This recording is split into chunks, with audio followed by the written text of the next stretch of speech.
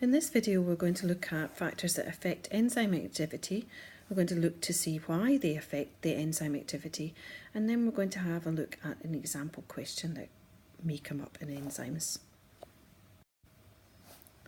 So there are two factors that affect enzyme activity. These are pH and temperature.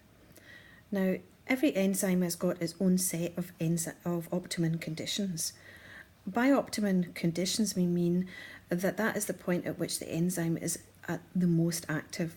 So for example, it may be that at 37 degrees Celsius is the optimum temperature for a particular enzyme. In other words, that is when the enzyme is most active. Now, if any of these conditions are altered, that affects the rate at which an enzyme works.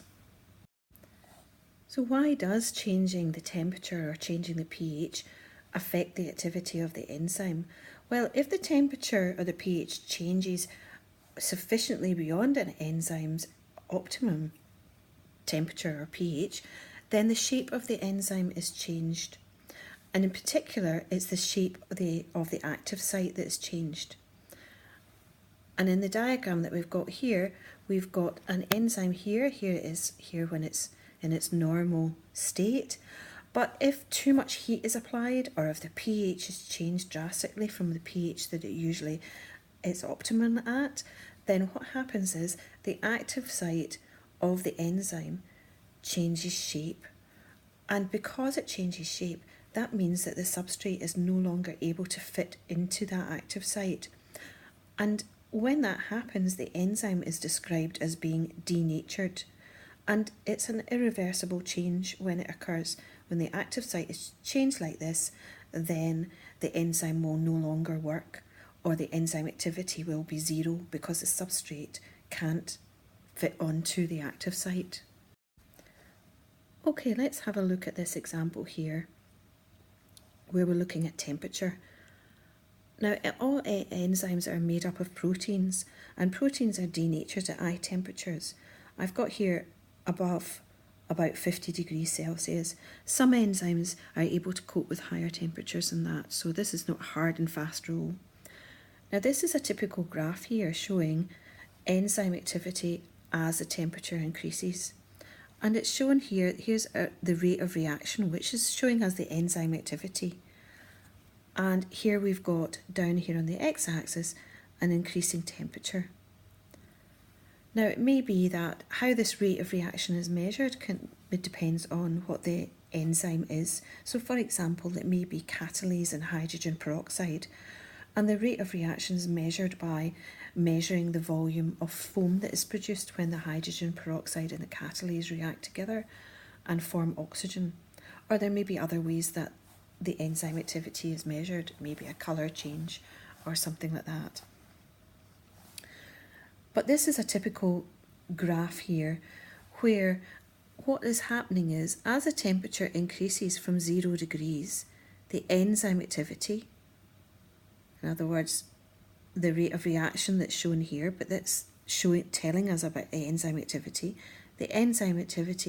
increases until it reaches an optimum temperature at this point here, round about 40 degrees here, and that is the point at which the enzyme activity is at its highest. And the reason for that is because the higher the temperature, then the more movement of the enzyme and the substrate molecules, and so they're more likely to collide together. But after this point, you'll notice that the enzyme activity starts to decrease. And the reason for that is because, as I said in the slide before, that the shape of the active site starts to change at the higher temperatures until eventually that active site is changed so much that the substrate will no longer fit into it, and therefore the enzyme is said to be denatured and the enzyme activity will drop to 0. And here's a different graph here. It's looking at the pH and level of enzyme activity. And different enzymes work at different pHs. All enzymes have their own range of pH at which they will work. So if we have a look here at the enzyme pepsin here, Now pepsin is found in the stomach and it works at acidic pHs. So you'll see here it's working here in this range here. It may not be working very well down here, but it's working across this range here, round about 3 to the pH of just less than 5. In actual fact, pepsin works at very low or very acidic pHs, probably even more than lower down than the 3. But for our purposes, we'll just say this is the range just now. You don't actually need to know the actual pHs at which different enzymes work. You just need to know this idea here. And what we're saying here is that as the pH is increasing to about this point here, maybe round about, well, it's just a bit less than pH 4, but for argument's sake, we'll just say pH 4 because this scale that's on here isn't very good. The enzyme activity increases until it reaches this pH 4, which is at its optimum. And then after that, the enzyme activity starts to decrease. And again, that is because as in the temperature, as it starts to increase, in this situation here, as the pH is going out of the range at which the enzyme likes to work, or is most active, then what happens is the active site starts to change shape until eventually the enzyme becomes denatured and there's no longer any enzyme activity. So there are other examples of enzymes here. Here's amylase here, which works at a pH of 7, and most enzymes will work at a pH 7, at a neutral pH. But as this example is giving here, some of them work at either more acid conditions or some of them work in more alkaline conditions. Let's have a look at an example question. In this question here, it's saying that a student set up an investigation to measure the activity of catalase in a variety of foods at different temperatures. And here are the bar graph which shows the results recorded by the student. So you've got the type of food here, and you'll see that the student has looked at banana, potato, beef and carrot. And here is the catalase activity up the side here.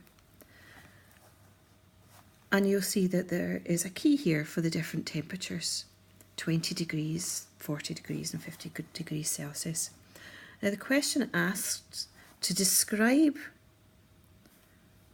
the changes in the catalase activity in banana when the temperature is increased from 20 to 50 degrees Celsius. So we know therefore that this question is looking at this part of the graph here, because we're talking about the banana. It's asking to describe the changes in the catalase activity. It's not asking you to explain it. So what you need to do is describe what you're seeing in the graph here. And what you're seeing is that as the temperature is increased from 20 degrees Celsius, the enzyme activity starts to increase, or enzyme activity increases until at 40 degrees Celsius, it reaches its optimum. And after that point, between 40 and 50 degrees Celsius, the catalase activity decreases. And that's how you would answer that question. Now, I'm just going to rub out these bits that are here because we need to have a look at the next question that comes up with this. And the next question that's asked, it's not here on the screen, but it asks what is the percentage decrease in the potato as the temperature goes from 40 to 50 degrees Celsius. So here we're looking at the potato here, and this is 40 and this is 50 degrees. So you're going to have to look at the catalase activity. And at 40 degrees, the catalase activity is 2 units. At 50 degrees, the catalase activity is 1 unit. Now the rules for percentage increases and decreases if you haven't watched my percentage increase and decrease video, you might want to go and watch that as well. But what you need to do is you have to work out the difference between the two figures, and then you divide by the initial or the starting figure and multiply by 100. So therefore, to work this out, the difference here is 2 minus 1, which obviously equals 1. It's nice and easy. And the starting or the initial figure here was 2. So it's 1 over 2 times 100. And that's a nice easy one, because you should know that half is 50%. So the percentage decrease in catalase activity in the potato when the temperature goes from 40 to 50 degrees Celsius is 50%.